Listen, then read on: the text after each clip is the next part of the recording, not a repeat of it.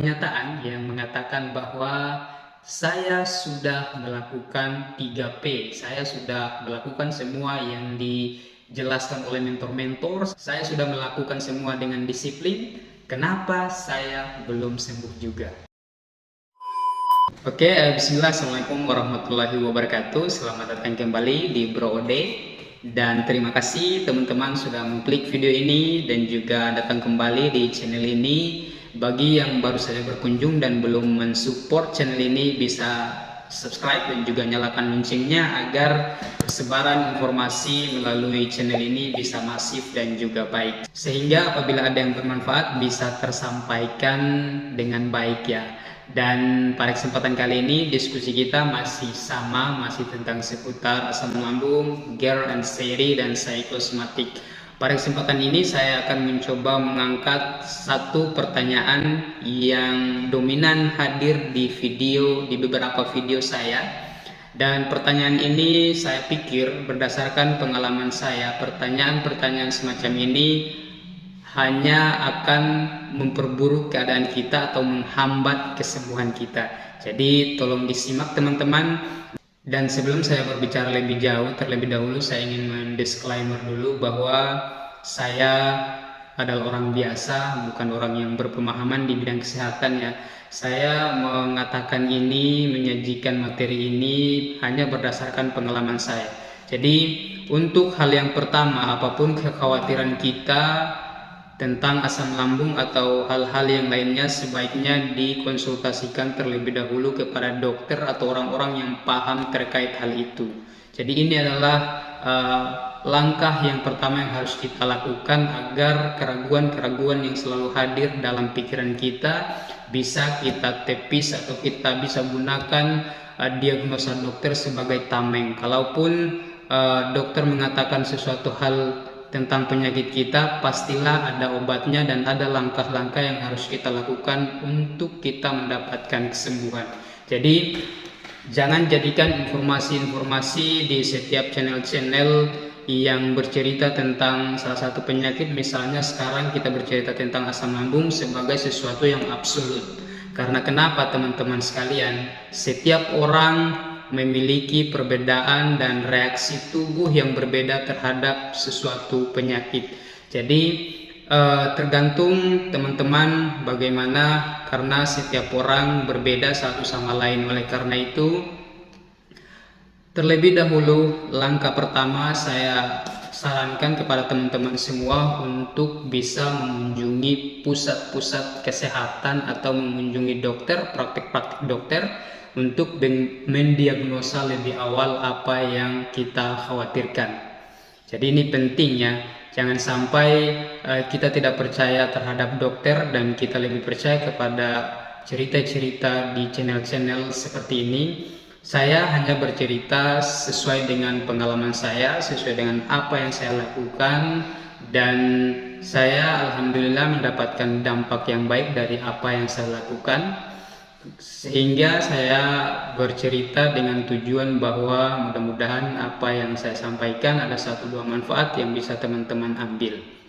Nah, kita langsung ke materinya ya. Jadi ada satu pertanyaan yang dominan di beberapa video di channel saya, yaitu pertanyaan atau pernyataan yang mengatakan bahwa saya sudah melakukan 3P. Saya sudah melakukan semua yang dijelaskan oleh mentor-mentor. Saya sudah melakukan semua dengan disiplin.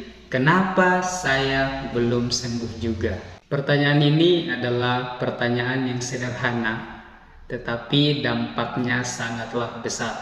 Sadar atau tidak sadar, percaya atau tidak percaya, hal inilah yang membuat kita tidak sembuh-sembuh. Hal inilah yang menghambat kesembuhan kita. Kenapa hal ini adalah menjadi salah satu penyebab daripada lamanya kita mendapatkan kesembuhan akibat asam lambung? Karena pertanyaan-pertanyaan semacam ini hanya akan menimbulkan kegelisahan dalam diri kita. Kegelisahan-kegelisahan inilah yang akan menstimulasi, yang akan merangsang timbulnya kepanikan, yang akan merangsang timbulnya sensasi. Karena ketika kita sudah merasakan gejala-gejala fisik sedikit, pasti kita akan mengeluh bahwa saya sudah melakukan ini kenapa ini muncul terus, ini muncul terus. Jadi hal ini memang adalah hal yang sederhana dan sepele, tetapi tahukah teman-teman bahwa hal ini sangat berpengaruh besar terhadap timbulnya kegelisahan, timbulnya sensasi, dan timbulnya panik, yang tentu itu akan membuat kita semakin gelisah. Kegelisahan ini tentu akan membuat kita lama untuk mendapatkan kesembuhan. Jadi bagaimana caranya teman-teman? Sekali lagi saya katakan bahwa ini sulit. Namun sulit bukan berarti tidak mungkin. Dan perlu teman-teman pahami terlebih dahulu bahwa asam lambung berbeda dengan sakit seperti demam yang disebabkan oleh virus, yang mana ketika kita makan obat hari ini, besok atau lusa, 1, 2 hari, 3 hari ke depan sudah membaik, kita sudah sembuh bahkan. Ini berbeda ya. Asam lambung membutuhkan proses yang berkelanjutan, menguras kesabaran, sehingga konsistensi dan disiplin kita menerapkan 3P dan juga semua hal-hal yang disarankan oleh mentor-mentor atau dokter yang dimana kita telah melakukan konsultasi dengan dia, itu dilakukan secara kontinuitas, secara berkelanjutan. Jadi tidak dalam waktu 1, 2 minggu, 3 minggu kita sudah sembuh ya, tidak.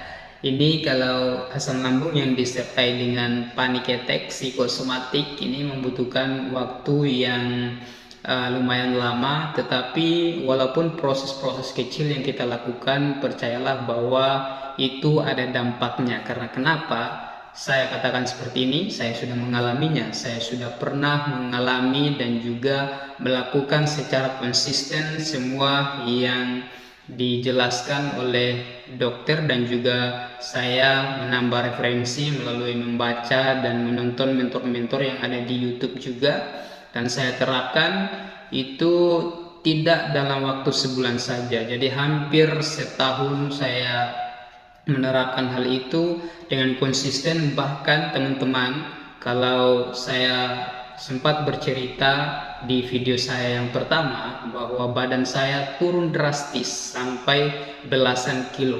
Karena kenapa? Karena saya betul-betul ingin memurnikan lambung saya. Saya tidak mau memasukkan zat-zat yang bisa menstimulasi atau merangsang timbulnya asam lambung atau memperparah asam lambung tersebut. Sehingga yang saya lakukan selama hampir 10 bulan teman-teman, saya makan makanan-makanan yang murni saja, tanpa minyak, tanpa sambal, tanpa santan, tanpa zat-zat yang asam. Jadi teman-teman, yang saya konsumsi palingan hanya nasi saja dan sayur bening, ikan dibakar, kalau bukan hampir bisa dikatakan direbus saja. Hanya direbus dengan air dan dicampur kunyit, garam, dan beberapa penyedap rasa yang lain. Pokoknya tanpa minyak, tanpa ada makanan-makanan yang menjadi pantangan asam lambung. Jadi mungkin bisa dipastikan bahwa makanan itu tidak ada nutrisinya ya. Kadang-kadang juga saya sudah mengalami kebosanan untuk mengkonsumsi makanan itu, tetapi karena adanya niat yang besar untuk bisa sembuh, karena hal ini juga kita lihat dari referensi yang kita dapatkan melalui internet dan juga melalui mentor-mentor di YouTube, dominan mengatakan bahwa ketika lambung kita masih parah, jangan diperparah lagi dengan makanan-makanan yang bisa menimbulkan atau yang bisa memperparah asam lambung tersebut.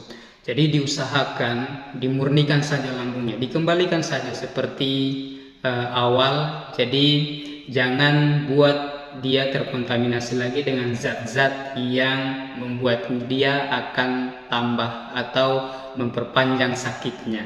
Jadi sayangi lambung kita dengan mengkonsumsi makanan-makanan yang murni, tanpa bahan-bahan yang bisa merangsang timbulnya asam lambung atau memperparah asam lambung tersebut. Tetapi kalau untuk saya sarankan ya, untuk teman-teman sekalian, supaya tidak cepat kurus juga, karena saya waktu itu seperti balon kempes, kurusnya cepat sekali karena beban pikirannya juga, sensasinya datang hampir sehari berapa kali dan sungguh luar biasa tersiksa. Kemudian makannya juga sedikit sehingga badan cepat sekali turun belasan kilogram. Jadi saran saya untuk teman-teman, dirasa-rasa saja ya, jangan terlalu dipantang. Kalau ingin makan, makan saja, tetapi ketika makanan itu menimbulkan sensasi atau bisa memperparah asam lambungnya, catat makanan itu dan dikurangi intensitasnya untuk makan itu. Bila perlu dilepaskan dahulu, dilepaskan sementara, nanti baik-baik kondisinya baru kembali dimakan lagi, kembali dikonsumsi lagi kalau memang ingin mengkonsumsinya. Jadi kesimpulan pada video singkat kita pada hari ini, kurangi untuk bertanya kapan sembuhnya. Sudah melakukan ini tapi belum juga ada dampak yang baik, pasti ada teman-teman, walaupun itu pelan-pelan dan sabar saja. Intinya saya ingin menyarankan bahwa pelajari asam lambung, bisa dipelajari ilmunya, bisa dipelajari semua hal-hal yang menjadi pantangannya, semua hal-hal yang bisa memperbaiki keadaan kita, itu semua bisa dipelajari. Setelah dipelajari, terapkan dengan disiplin dan konsisten, serta jangan lupa berdoa, maka insya Allah ada dampak yang baik yang akan kita rasakan. Sampai di sini dulu video yang bisa saya bagikan pada kesempatan kali ini. Mudah-mudahan bisa bernilai manfaat untuk kita semua. Saya akhiri. Assalamualaikum warahmatullahi wabarakatuh dan sampai ketemu di video selanjutnya.